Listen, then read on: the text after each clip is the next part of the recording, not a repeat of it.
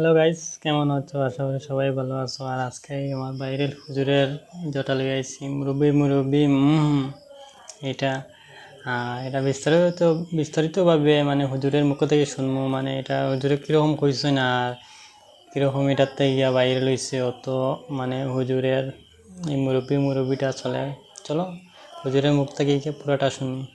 মুরব্বি মুরব্বি তা আমি যখন একটু সুন্দর করে গুছিয়ে গুছিয়ে কথা বলছিলাম, পুরা প্যান্ডেল থেকে একটা চিৎকার আসলো, হুজুর এভাবে না ওই রকম। তখন আমি বুঝেছি তারা ওরকম কথা শুনতে চায়।